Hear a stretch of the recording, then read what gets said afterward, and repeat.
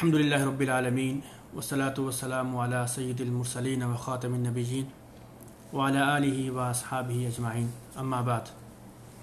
برادران اسلام، انسان کی تخلیق کا مقصد اللہ کی عبادت ہے، اور عبادت صحیح معنی میں اسی وقت ہوگی جب انسان کے دل میں تقوی ہوگا۔ تقوی سے مراد یہ ہے کہ اللہ تعالیٰ سے ڈرتے ہوئے نافرمانیوں سے پرہیز کرنا اور اپنے دامن کو گناہوں اور برائیوں سے بچا کے رکھنا، یہ تقوی ہے۔ تقوی یہ عربی کا لفظ ہے اور یہ وقایہ سے ہے، اور وقایہ کہا جاتا ہے رکاوٹ ڈالنا۔ تقوی کی تعریف یہ ہوگی کہ اپنے اور گناہوں کے درمیان اللہ تعالیٰ کے خوف کی رکاوٹ بنانا۔ جو شخص دنیا میں رہتے ہوئے تقوی والی زندگی گزارتا ہے، اللہ تعالیٰ سے ڈرتے ہوئے اپنے دامن کو گناہوں سے، نافرمانیوں سے، برائیوں سے بچا کے رکھتا ہے، تو اللہ سبحانہ و تعالیٰ اسے جہنم سے بچائیں گے۔ چنانچہ قرآن مجید میں اللہ تعالیٰ نے جہنم کے تعلق سے یہ فرمایا، وَإِن مِّنكُمْ إِلَّا وَارِدُهَا كَانَ عَلَىٰ رَبِّكَ حَتْمًا مَّقْضِيًّا، کہ تم میں سے کوئی ایسا نہیں ہے جس کا جہنم پر سے گزرنا ہوگا، اور یہ بات طے شدہ ہے جو آپ کے رب کے ذمہ ہے۔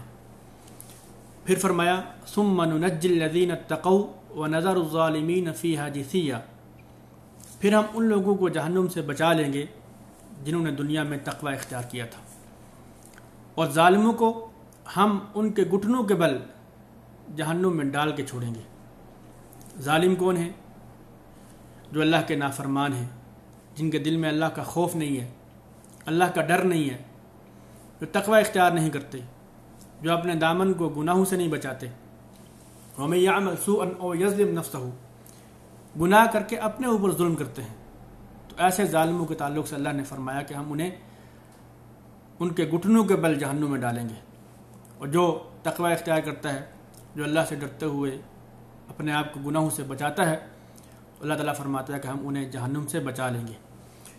اور اسی طرح جامع ترمذی کی ایک روایت ہے، حضرت ابو ہریرہ رضی اللہ تعالیٰ عنہ فرماتے ہیں کہ نبی اکرم صلی اللہ علیہ وسلم سے پوچھا گیا کہ لوگوں کو سب سے زیادہ کون سی چیز جنت میں پہنچائے گی؟ تو نبی علیہ الصلوۃ والسلام نے ارشاد فرمایا تقوی اللہ و حسن الخلق، تقوی اور اچھے اخلاق۔ یہ دو چیزیں ایسی ہیں جو سب سے زیادہ جنت میں پہنچانے والی ہیں، اس لیے ہمیں اچھے اخلاق بنانے کی کوشش کرنا چاہیے اور تقوی اختیار کرنے کی کوشش کرنی چاہیے۔ اور پھر آپ علیہ الصلوۃ والسلام سے پوچھا گیا کہ لوگوں کو سب سے زیادہ کون سی چیز جہنم میں پہنچائے گی؟ تو نبی علیہ الصلوۃ والسلام نے ارشاد فرمایا کہ الفم والفرج، منہ اور شرمگاہ، کیونکہ زیادہ تر گناہ ان دو اعضاء سے ہی ہوتے ہیں، اسی لیے نبی کریم صلی اللہ علیہ وسلم نے ان دو اعضاء کو سب سے زیادہ جہنم میں پہنچانے والے اعضاء قرار دیا ہے۔ لہٰذا جہنم سے نجات کے لیے ضروری ہے کہ ہم ان اعضاء کی خاص طور پر حفاظت کریں، کیونکہ زبان سے انسان دوسروں کی غیبت کرتا ہے، چغل خوری کرتا ہے، بد زبانی کرتا ہے، دل آزاری کرتا ہے، یا کسی کی دل آزاری کرتا ہے، یا اسی طرح حرام کھاتا ہے، شراب پیتا ہے۔ یہ سارے گناہ جو ہیں وہ زبان سے ہوتے ہیں، تو اپنی زبان کی خاص طور پر حفاظت کرنے کی ضرورت ہے، اور اسی طرح شرمگاہ کی حفاظت، اپنی نفسانی خواہشات کو حرام طریقے سے پورا کرنا، یہ بہت بڑا گناہ ہے۔ اور ایک حدیث میں اللہ کے نبی نے ارشاد فرمایا کہ جو شخص مجھے اپنی زبان اور شرمگاہ کی ضمانت دے گا، میں اسے جنت کی ضمانت دیتا ہوں۔ تقوی یہی ہے کہ اللہ تعالیٰ سے ڈرتے ہوئے انسان اپنی زبان کی بھی حفاظت کرے، اپنی شرمگاہ کی بھی حفاظت کرے۔ اور جو شخص تقوی اختیار کرتا ہے، اللہ تعالیٰ اس کے لیے راستے کھولتے ہیں۔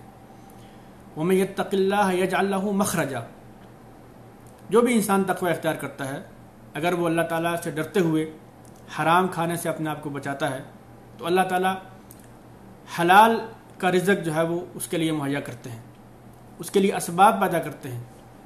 اگر کوئی شخص اپنی خواہشات کو حرام طریقے سے پورا کرنے سے بچاتا ہے، اللہ سے ڈرتا ہے، تو اللہ تعالیٰ جو ہے وہ حلال ذرائع اس کے لیے مہیا کرتے ہیں۔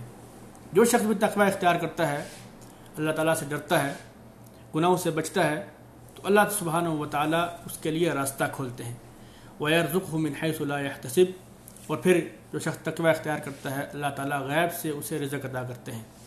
تقوی کے اور بہت سارے فضائل ہیں. جو شخص تقوی اختیار کرتا ہے وہ اللہ تعالیٰ کا بہت قریب ہو جاتا ہے، اللہ تعالیٰ کا قرب حاصل ہوتا ہے. اللہ تعالیٰ سے دعا ہے کہ اللہ تعالیٰ ہم سب کو متقی بنائے اور صحیح معنی میں ہمیں تقوی اختیار کرنے کی توفیق نصیب فرمائے. وآخر دعوانا الحمدللہ رب العالمین.